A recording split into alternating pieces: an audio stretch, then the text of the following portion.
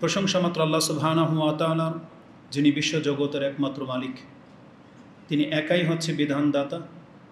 তিনি আমাদেরকে হিদায়াত করার লক্ষ্যে তার পক্ষ থেকে একটি কিতাব নাজিল করেছেন এবং সেই কিতাবটিকে বোঝানোর জন্য একজন রাসূলও প্রেরণ করেছেন, যার মাধ্যমে তিনি আমাদেরকে সঠিক পথ দেখিয়েছেন এবং তিনি আমাদেরকে জানিয়েছেন যারা এই হেদায়েতের পথ অনুসরণ করবে তারাই মুক্তি পাবে, তারাই শান্তি পাবে, আর যারা এই হেদায়েত থেকে মুখ ফিরাবে, নিজেদের মতো করে চলবে, তারা দুনিয়াতে গোমরাহ হবে এবং পরকালে ক্ষতিগ্রস্ত হবে।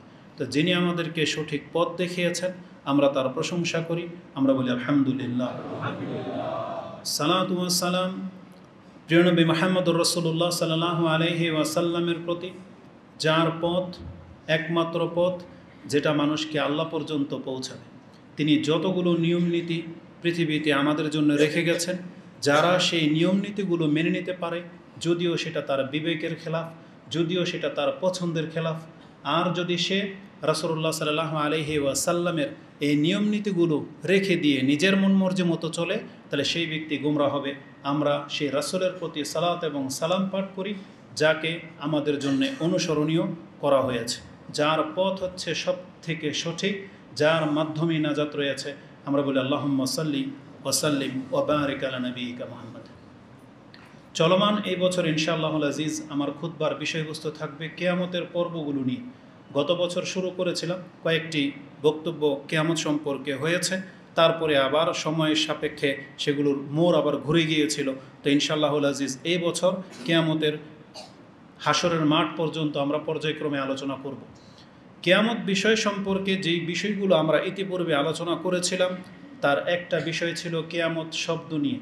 কিয়ামা শব্দটা হচ্ছে প্রতিষ্ঠিত হওয়া। এটার অর্থ দাঁড়ায় পৃথিবী যেই দিন ধ্বংস হয়ে যাবে সেই ক্ষণ বা সেই মুহূর্তটাকেও কায়েম হয়ে যাওয়াকে কিয়ামত বলা হয়েছে।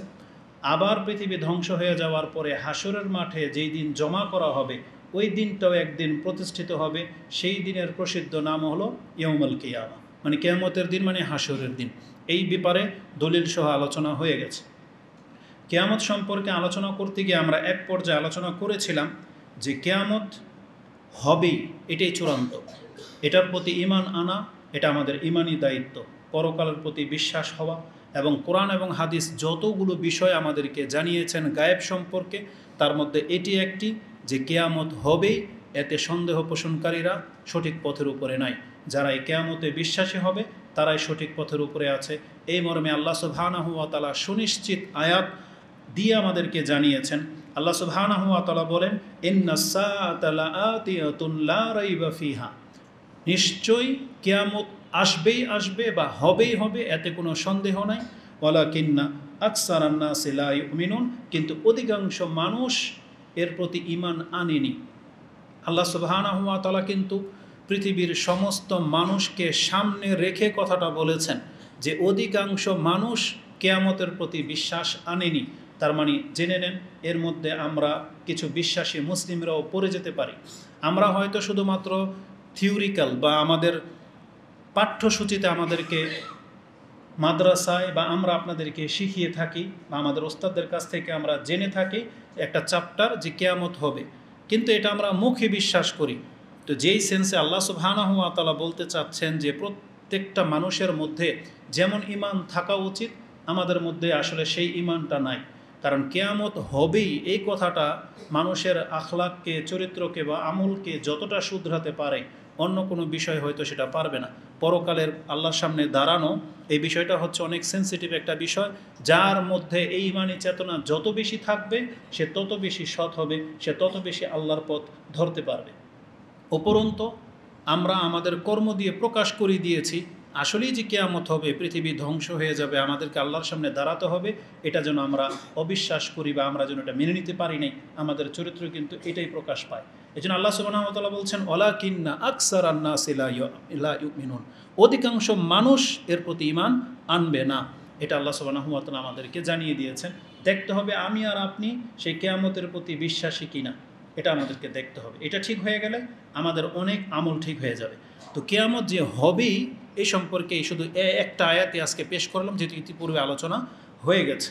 এই আলোচনাটি, এই আয়াতটি আপনি সূরা গাফির 40 নম্বর সূরা মুমিনুন যেটা আমরা জানি তার 59 নম্বর আয়াতে আপনি পেয়ে যাবেন।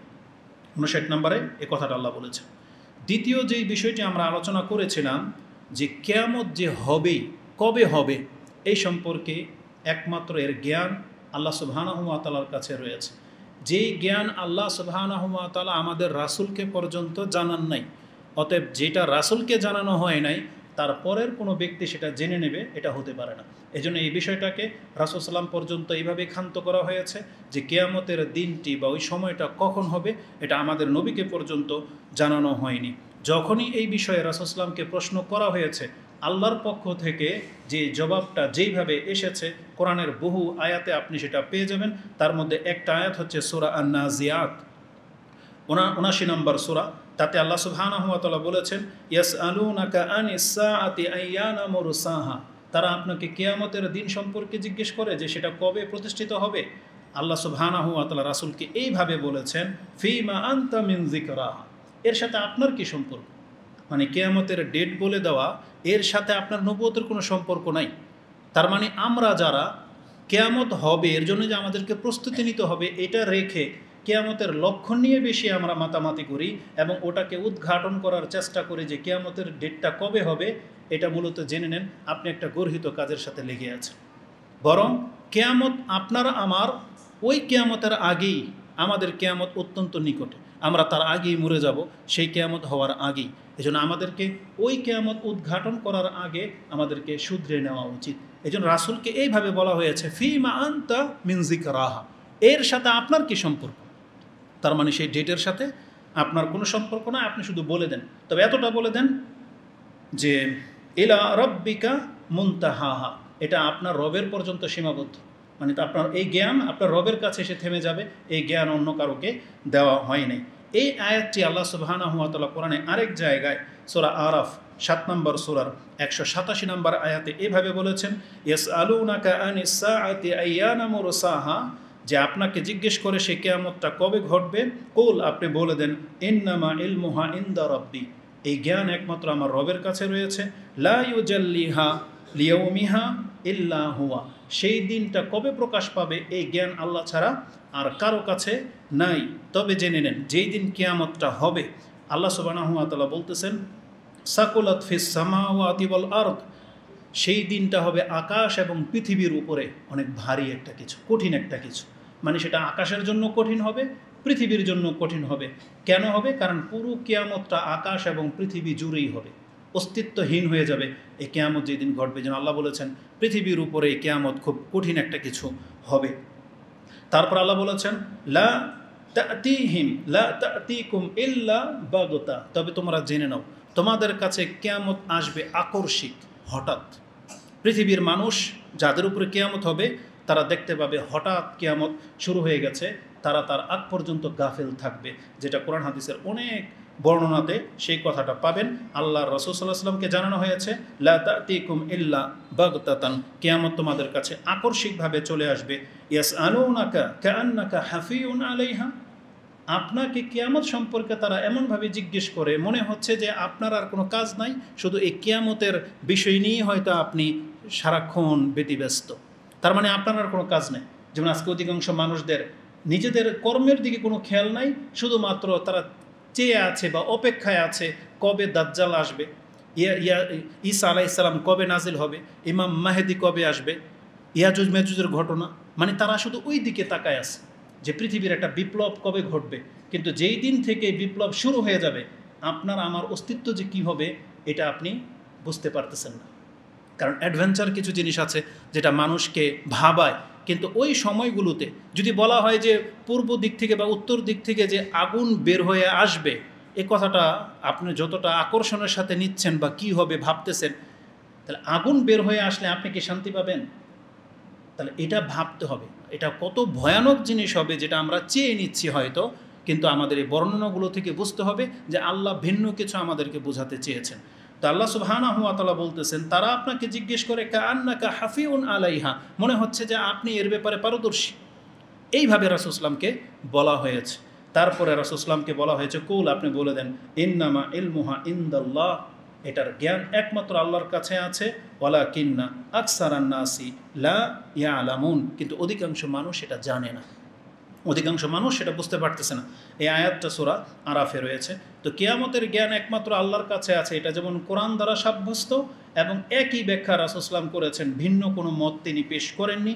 এই মর্মে ইবনে ওমর রাদিয়াল্লাহু তাআলা আনহুমা থেকে একটা হাদিস, আনিন নবী সাল্লাল্লাহু আলাইহি ওয়াসাল্লাম ক্বালা মাফাতিহুল গায়ব খামসুন, পাঁচটা হচ্ছে গায়েবের চাবিকাঠি, লা ইয়ালামুহা ইল্লাল্লাহ, সেই গায়েবের খবরগুলো আল্লাহ ছাড়া আর কাউকে আল্লাহ সুবহানাহু ওয়া তাআলা জানাননি।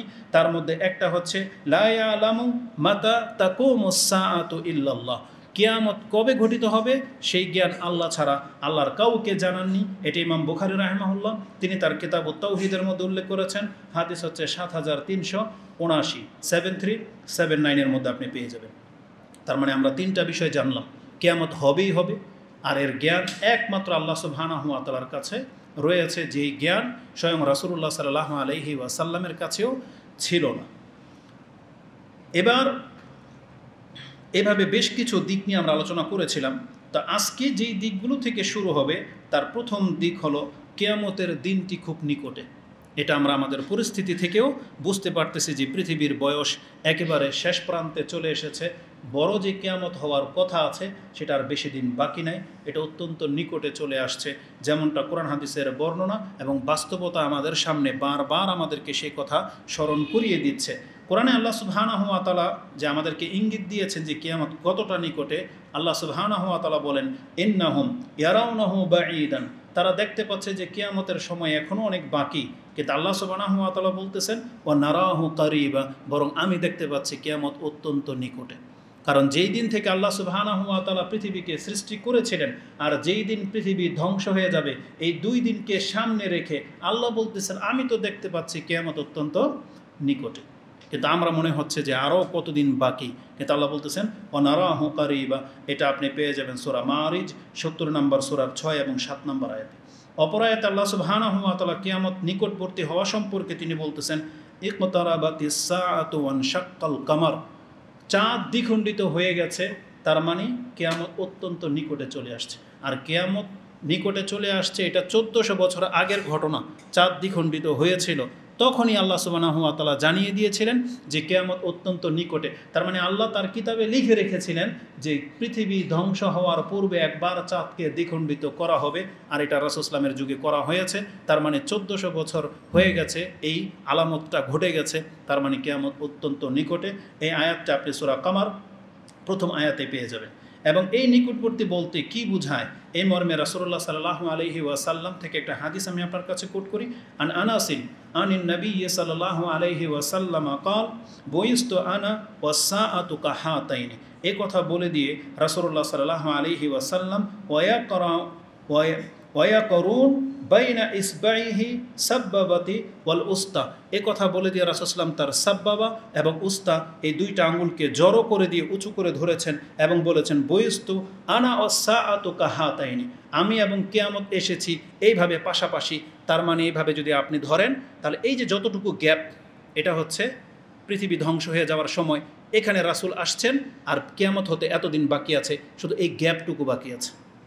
এতটুকু পার হলেই পৃথিবী ধ্বংস হয়ে যাবে, আর তার মধ্যে 1400 বছর পার হয়ে চলে গেছে, আর বেশি দিন কী বা বাকি থাকে। বরং এখানে যেই জিনিসটি দেখার মতো সেটা হলো পৃথিবী ধ্বংস হয়ে যাওয়ার আগে আল্লাহ বলেছেন একবার সর্বশেষ নবীকে পৃথিবীতে পাঠাবেন, আর সর্বশেষ নবী এসেও তিনিও পর্যন্ত চলে গেছেন, 1400 বছর হয়ে গেছে। তাহলে এই পৃথিবীটাকে আল্লাহ রাখবে বা কয়দিন? এটা আপনাকে এখান থেকে শিক্ষা নিতে হবে।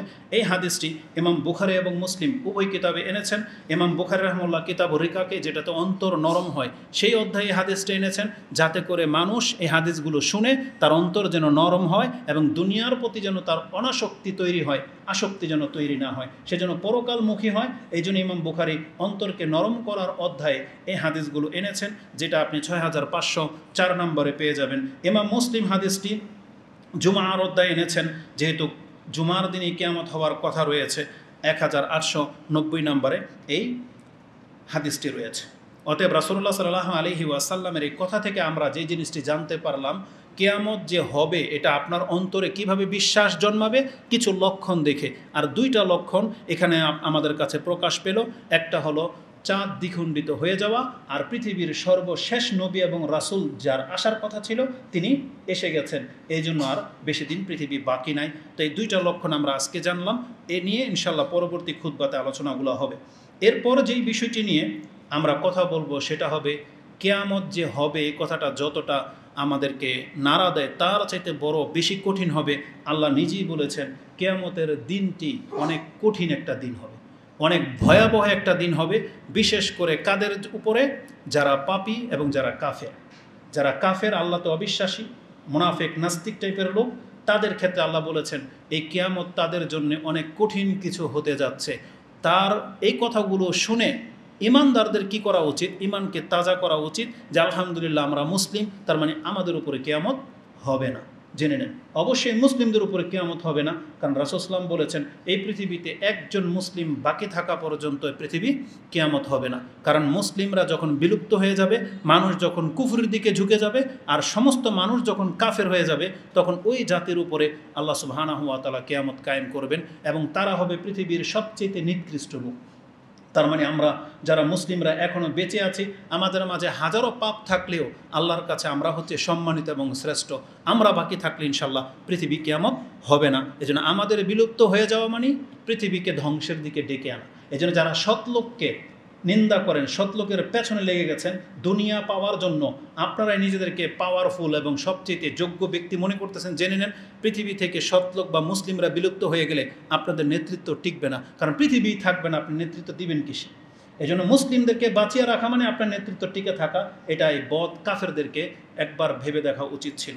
তো আল্লাহ সুবহানাহু ওয়া তাআলা বলেছেন যে এই পৃথিবী যেই দিন কিয়ামত হবে সেই দিনটা কি হবে? একটু আগেই যে আয়াতটা উল্লেখ করেছিলাম সূরা আরাফের 187 নম্বর আয়াতে আল্লাহ কি বলেছেন? সাকুলাত ফিস সামাওয়াতি ওয়াল আরদ। সেই দিনটা পৃথিবীর উপরে মানে আকাশ এবং জমির উপর অনেক ভারী কিছু হবে, অনেক কঠিন একটা কিছু হবে। অপর আয়াতে আল্লাহ সুবহানাহু ওয়া তাআলা বলেছেন ফাইজা নুকিরা ফিন নাকুর, যখন নাকুরের মধ্যে ফুৎকার দেওয়া হবে, ফাযালিকা ইয়াউমা ইযিন ইয়াউমুন আসির, সেই দিনটা হবে অনেক কঠিন। আলাল কাফিরিনা গায়রু ইয়াসির, সেই দিন কাফেরদের জন্য দিনটা সহজ হবে না। আল্লাহ বলেছেন সেই দিনটা অনেক কঠিন একটা দিন হতে যাচ্ছে কাফেরদের উপরে, যেটা আপনি সূরা মুদ্দাসসির ৭৪ নম্বর আয়াতে ৮ থেকে ১০ নম্বরের মধ্যে পেয়ে যাবেন। যদিও অধিকাংশ মানুষ এটা নিয়ে ভাবে না, কিন্তু একটি বর্ণনা রয়েছে যে এই যে কথাগুলো কিয়ামত সংক্রান্ত বিষয়গুলো নিয়ে অধিকাংশ মানুষ, কেন অধিকাংশ মুসলিম এগুলো নিয়ে চিন্তা ভাবনা করে না, কিন্তু রাসূলুল্লাহ সাল্লাল্লাহু আলাইহি ওয়াসাল্লাম আমাদেরকে জানিয়েছেন এই যে জুমার দিন, এই জুমার দিনটা মানুষ এবং জিন ছাড়া আল্লাহর প্রত্যেকটা প্রাণী অনেক ভীত থাকে, অনেক ভয়ে থাকে, কারণ তাদেরকে এই ইলহাম করে দেওয়া হয়েছে, এই জ্ঞান প্রত্যেকটা প্রাণীকে দিয়ে দেওয়া হয়েছে যে পৃথিবী ধ্বংস হবে জুমার দিনে, এবং সেটা ঘটবে সূর্য উদিত হওয়ার আগেই, যেটা আমাদেরকে ফজরের ওয়াক্ত আমরা মনে করে থাকি। সূর্য উদিত হওয়ার আগেই পৃথিবী কিয়ামত শুরু হয়ে যাবে, এমনটাই ইঙ্গিত রয়েছে। যার ফলে প্রাণীদের অবস্থা কেমন থাকে, যে আজকে জুমার দিন আমরা হয়তো সারা রাত ভরে বৃহস্পতিবার দিন আসলে রং তামসা করি, ফজর পড়ি আর না পড়ি, তারপরে ঘুমিয়ে কাটাই, তারপরে জুমার দিনটা একটা আনন্দ মুখর উৎসব নিয়ে আমরা সকাল করি, কিন্তু প্রাণীদের অবস্থা এমন না, বরং তাদের সকাল হয় ভীত অবস্থা।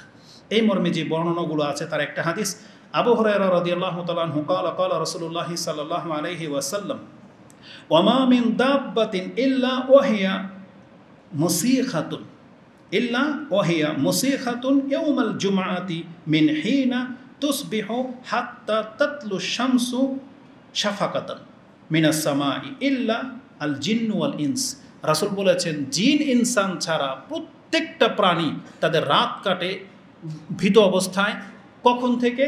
যখন থেকে ফজর হয় এবং সূর্য পরিপূর্ণভাবে উদিত না হওয়া পর্যন্ত তারা ভীত থাকে, কারণ তারা এটাও জানে সূর্য ওই দিন বা সূর্য উঠবে পশ্চিম দিক থেকে, তখন থেকে কিয়ামত শুরু হয়ে যাবে।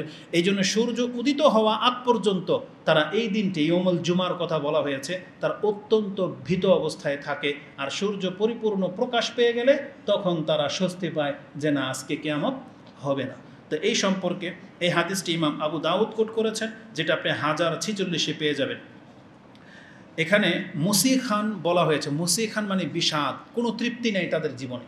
এই প্রাণীগুলো এমনভাবে কাটায়, যেমন কেউ যদি অসুস্থ থাকেন, আপনি তার সামনে পুরো নিয়ামত ঢেলে দেন, সে শান্তি পাবে না, অশান্তিতে ভুগতেছে, সে কিছু খেতে পারে না, পেরেশানি হচ্ছে। তাহলে ওই দিনটা পেরেশান থাকলে মানুষ যেটা হয়, এই প্রাণীগুলোর সেই ঘটনাটাই ঘটে, যেটা আবু দাউদে রয়েছে।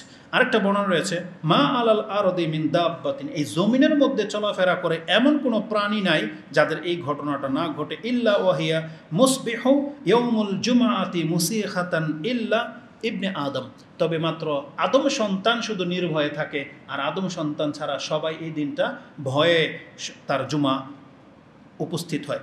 এটি ইমাম নাসাই কোট করেছেন 1430 নম্বরে, এবং মিশকাতে হাদিসটা আপনি 1352তে পেয়ে যাবেন। এই মর্মে আরেকটা হাদিস, যেটা কালান নবী সাল্লাল্লাহু আলাইহি ওয়াসাল্লাম ও ফিহি তাকুমুস সাআ, যেই দিন কিয়ামত প্রতিষ্ঠিত হবে, মানে ইয়াউমুল জুমা, মা মিন মালাকিন মুকাররাবিন ওয়ালা সামাইন ওয়ালা আরদিন ওয়ালা রিয়াইন ওয়ালা জিবাল, এমনকি সম্মানিত ফেরেশতারা পর্যন্ত, এমনকি পাহাড় বাতাস পর্যন্ত সেই দিন, ওয়ালা বাহারিন, এমনকি সমুদ্রের পানিকে পর্যন্ত বলা হয়েছে, ইল্লা হুন্না ইউশফিকুন, তারা ভীত থাকে।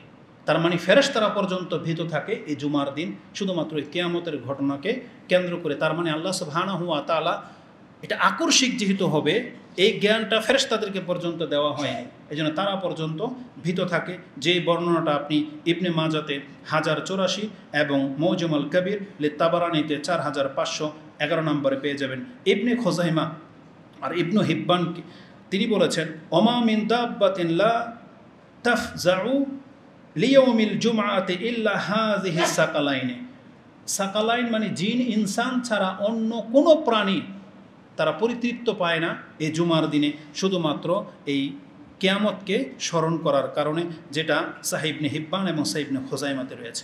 তো পৃথিবীর সমস্ত মাখলুকের উপরে এই কিয়ামতের ঘটনাগুলো অনেক বেশি প্রভাব ফেলে, শুধুমাত্র আমরা মানুষরা, এমনকি মুসলিমরা, তারা পর্যন্ত বেখবর রয়েছি, এবং আমরা আমাদের মতো করে জীবনযাপন পার করতেছি, অথচ আমরা ভাবতেছি আল্লাহ সুবহানাহু ওয়া তাআলা হয়তো আরও কত কাল আমাদেরকে বাঁচিয়ে রাখবেন, আমাদের কত কী স্বপ্ন, আমাদের কয়েক প্রজন্মের চিন্তা নিয়ে আমরা দিন অতিবাহিত করতেছি, যে আমার সন্তান, তার সন্তান বা অমুক প্রজন্ম পর্যন্ত তারা এই দুনিয়াতে যাতে প্রতিষ্ঠিত থেকে যেতে পারে, এস্টাবলিশ হয়ে যেতে পারে, আমরা তাদের চিন্তা নিয়ে প্রতিদিন সকাল পার করি, কিন্তু আমাদের নিজেদের চিন্তা করি না, যে আমাদের রুহটা বেরিয়ে গেলে কিন্তু আমাদের কিয়ামত শুরু, কিন্তু আমরা কি কাজে নিজেকে ব্যবহার করতেছি এই সম্পর্কে আমরা বেখবর, যেটা হওয়ার উচিত ছিল না। আমরা আমাদের কাজে ব্যস্ত, হয়তো এই জন্যই বলা হয়েছে যে কিয়ামতটা হঠাৎ হবে। কে না জানেন, আমরা সবাই জানি যে কিয়ামত ধরেন জুমার দিনে হবে, এবং এর আগে এই আলামতগুলো প্রকাশ পাবে, কিন্তু তারপরও দেখেন আমাদের কারো কোনো মাথা ব্যথা নেই, আমরা গাফেল। কেন? হঠাৎ করে যখন কিয়ামত শুরু হয়ে যাবে, তার আগে আমরা সবাই ব্যস্ত থাকবো। রাসূল সাল্লাল্লাহু আলাইহি ওয়াসাল্লাম কি বলেছেন, যাদের উপরে কিয়ামতটা হবে, কেউ ধরেন দোকানে কাপড়ের ব্যবসা করতেছে, একজন কাস্টমার আসছে, কাপড়ের থানটাকে খুলে দিয়েছে, এই কাপড় খোলে, ওই কাপড় খোলে না, অনেকগুলো কাপড় খুলে দেখায়। রাসূল সাল্লাল্লাহু আলাইহি ওয়াসাল্লাম বলেছেন, তারা সেই কাপড়গুলোকে গুটানোর সময় পাবে না। যারা গরু পালন করে, তারা চারের মধ্যে খাদ্যকে গোলাবে, মানে গরুকে এখন খাবার দিবে, পানি দিয়েছে, লবণ দিবে, গোলায় না, সে গোলাবে, তো সে শুনবে কিয়ামত হয়ে গেছে, মানে পৃথিবী শুরু হয়ে গেছে ধ্বংস হওয়া, এরকমের ঘটনা। যেই ব্যক্তি দেয়াল মেরামত করতেছে, সে হঠাৎ করে শুনবে যে কিয়ামত শুরু হয়ে গেছে, মানে সবাই যার যার কাজে ব্যস্ত, কিন্তু পৃথিবী ধ্বংস হয়ে যাওয়ার সিংহায় ফুৎকার হয়ে যাবে, এমনটাই বলা হয়েছে।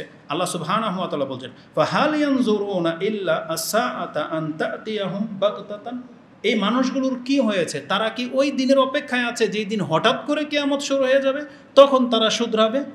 না, এমনটা হওয়া উচিত নয়, যেটা আল্লাহ সুবহানাহু ওয়া তাআলা কোরআনে উল্লেখ করেছেন। বেশ কিছু আয়াতে এইভাবে আমাদেরকে সতর্ক করা হয়েছে যে কিয়ামত অত্যন্ত নিকটে, এবং কিয়ামতটা যখন আসবে হঠাৎ আসবে। আল্লাহ সুবহানাহু ওয়া তাআলা বলতেছেন, হাত্তা ইজা ফুতিহাত ইয়াজুজ ওয়া মাজুজ ওয়া হুম মিন কুল্লি হাদমিন ইয়ানসিলুন, যখন ইয়াজুজ এবং মাজুজ উপর দিক থেকে যখন নেমে আসবে, তারপরে কিয়ামত ঘটবে। এই পর্যায়ে আল্লাহ বলছেন, কাদ কুন্না ফি গাফলাতিন মিন হাযা, তখন পৃথিবীবাসী বলবে, হায় এই দিন সম্পর্কে তো আমরা গাফেল ছিলাম। কাদ কুন্না ফি গাফলাতিম মিন হাযা বাল কুন্না যালিমিন। তবে সেই দিন তারা বলবে, না, আসলে আমাদেরকে জানানো হয়েছিল, মূলত আমরাই হচ্ছি জালেম, কারণ আমরা আমাদের জুলমের উপরে প্রতিষ্ঠিত, যার ফলে ওই কথাগুলোকে আমরা অতটা গুরুত্বের সাথে নেইনি। আল্লাহ সুবহানাহু ওয়া তাআলা সেই দিনকার মানুষের ওপিনিয়নটা আমাদেরকে কোরআনে জানিয়েছেন, যেটা আপনি সূরা আল আম্বিয়া 23 নম্বর সূরার আপনি 97 নম্বর আয়াতে পেয়ে যাবেন। সূরা আল আম্বিয়া হচ্ছে 21 নম্বর সূরা, এখানে আমি 23 লিখেছি, মুমিন, যে 97 নম্বর আয়াতে আপনি এটা পেয়ে যাবেন। তো রাসূলুল্লাহ সাল্লাল্লাহু আলাইহি ওয়াসাল্লামের হাদিসও এটাও রয়েছে যে কিয়ামতটা আসবে পৃথিবীর উপরে আচমকা, হঠাৎ, যেটা আমরা অধিকাংশ মানুষ হয়তো এই আশায় বসে আছি যে আমাদের কিয়ামত শুরু হয়ে গেলেই তার আগে আমরা তওবা করে নেব। এখন মূল কিয়ামতটাকে পেছনে রাখেন, এটা হবে পৃথিবীর তৎকালীন সময়ের মানুষের কথা। আর আপনার আমার কিয়ামত কিন্তু একটা দিন নির্ধারণ করা আছে। সেটা কোন দিন? যেই দিন আপনার আমার মৃত্যুর ডেট। ওই মৃত্যুর ডেট, আমরা যে মরবো, এটা সম্পর্কে সবার জ্ঞান আছে। এটাও জানানো হয়েছে, যেটা আপনাকে জানিয়ে আসবে না, কিন্তু যখন তখন আসতে পারে, এই জ্ঞানকে আমাদের নাই। কিন্তু দেখেন, সবাই কিন্তু গাফেল। আমরা যখন তখন মরতে পারি, এই জ্ঞান আমাদেরকে দিয়ে দেওয়া হয়েছে, কিন্তু আমরা গাফেল।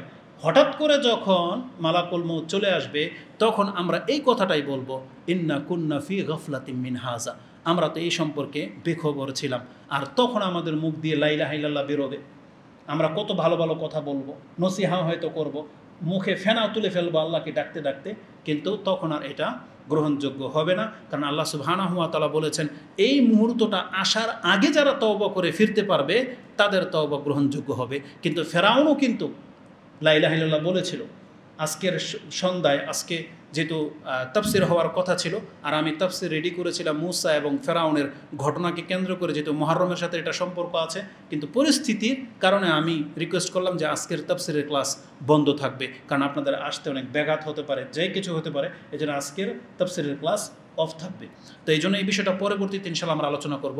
তো মুসা আলাইহিস সালামের ঘটনাতে রয়েছে, ফেরাউন যখন ডুবতেছিল, হাত্তা ইজা আদরাকাহুল গারাক, যখন তাকে চেপে ধরা হলো পানির মধ্যে, তখন কিন্তু ফেরাউন লা ইলাহা ইল্লাল্লাহ বলেছিল। এই জন্য রাসূল সাল্লাল্লাহু আলাইহি ওয়াসাল্লামের ওই হাদিসকে যারা ভুল বুঝেছেন যে মরার আগে লা ইলাহা ইল্লাল্লাহ বলতে পারলে সে জান্নাতি, এর মানে এই না যে মালাকুল মউত যখন আপনাকে চেপে ধরবে আর তখন আপনি লা ইলাহা ইল্লাল্লাহ বললে আপনি কামিয়াব হয়ে যাবেন, এটা উদ্দেশ্য নয়। বরং উদ্দেশ্য হচ্ছে আপনি জানেন না কখন আপনি মরবেন, কিন্তু এই মুহূর্তে আপনি বলে দিলেন লা ইলাহা ইল্লাল্লাহ, তার কিছুক্ষণ পরে আপনার মৃত্যুর ডেট আপনি জানেন না, সেটা যদি 1 মিনিট পরেও হয়, হঠাৎ করে অ্যাক্সিডেন্ট হয়ে গেল, বা হঠাৎ করে আপনার হার্ট অ্যাটাক হয়ে গেল, বা ব্রেন স্ট্রোক করলেন, আপনি মরে গেলেন, এই যে 1 মিনিট আগে আপনার মুখ থেকে যে লা ইলাহা ইল্লাল্লাহটা বেরিয়েছে, এটাই আপনাকে কামিয়াব করে দেবে। এই জন্য যখন তখন মুখে এটা উচ্চারণ করতে হবে। আর শুধু ওই মৃত্যুর পূর্ব মুহূর্তের আশায় আপনি বসে থাকবেন না। আর লা ইলাহা ইল্লাল্লাহ মানে আপনি আল্লাহ ছাড়া সমস্ত কিছুকে কিন্তু অস্বীকার করতেছেন।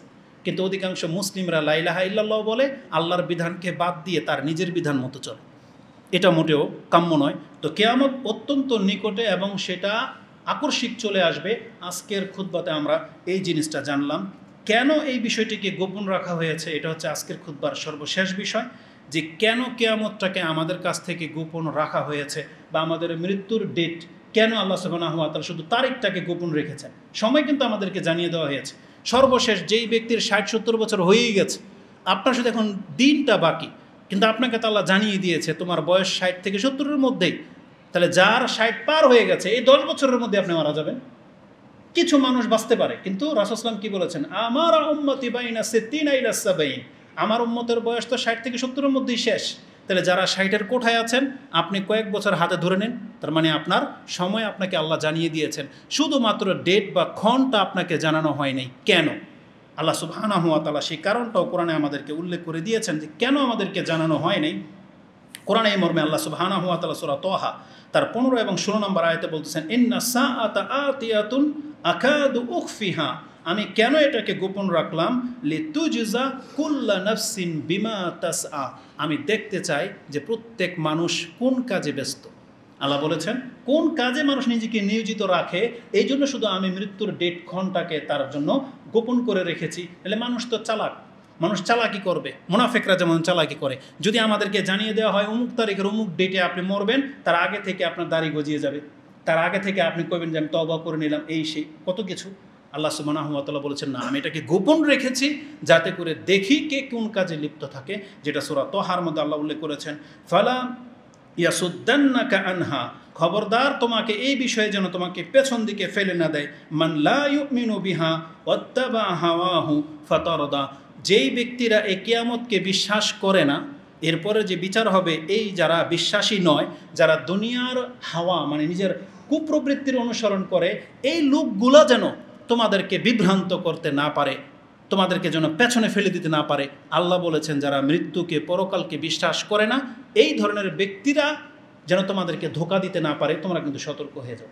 সেটা আল্লাহ সুবহানাহু ওয়া তাআলা সূরা তোহার মধ্যে 15 এবং 16 নম্বর আয়াতে উল্লেখ করেছেন।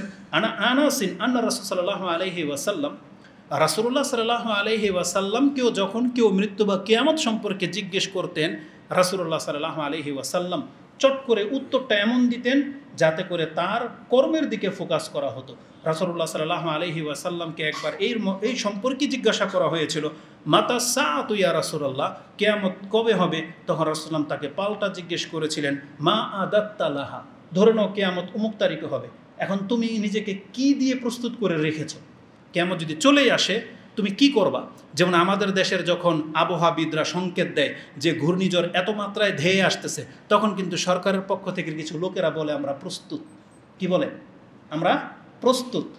যখন ক্ষয়ক্ষতি হয়ে সব শেষ হয়ে যায়, তখন তাদের প্রস্তুতির কিছুই আমাদের নজরে আসে না। ঠিক আমাদের আমলেরও একই অবস্থা হবে। মৃত্যু বা কিয়ামত একেবারে আসতেছে, আমাদেরকে জিজ্ঞাসা করা হয়েছে, মা আদাত্তালাহা, তোমার মৃত্যুর জন্য তুমি কি প্রস্তুত করে রেখেছ? আমরা মুসলিমরা কি বলি তখন? দেখে দেব, মরার আগে ইনশাআল্লাহ প্রস্তুতি নিয়ে নেব। কিন্তু হবে সেটা? হবে না। এই জন্য প্রস্তুতি নেওয়ার সময় এখনই। রাসূলুল্লাহ সাল্লাল্লাহু আলাইহি সাল্লাম প্রতিনিয়ত প্রত্যেকটা জুমার খুতবা জেনে নেন, আমাদেরকে এক একবার করে কিন্তু স্মরণ করিয়ে দেওয়া হচ্ছে যে আমাদের হাতে সময় খুব কম, আমাদেরকে আল্লাহর সামনে দাঁড়াতে হবে। এই বিষয়গুলো বারবার আমাদেরকে নসিহত করা হচ্ছে, যদি এখন রাসূল নাই, কিন্তু রাসূলের সেই কথাগুলোই আমি এবং আমাদেরকে কিন্তু শোনানো হচ্ছে। কিন্তু আমাদের উচিত নিজেদেরকে শুধরানো। আল্লাহ আমাকে এবং আপনাদেরকে এই কথাগুলো মেনে চলার এবং এই কথাগুলো ঈমানের ভিত্তি করে আমাদের কর্মকে শুধরানোর তৌফিক দান করুন। আমিন। আকুলু লিকাউলি হাযা আস্তাগফিরুল্লাহ লি ওয়া লাকুম ওয়া লিসাইরিল মুসলিমিন ফাস্তাগফিরু ইন্নাহু হুয়াল গফুরুর রহিম।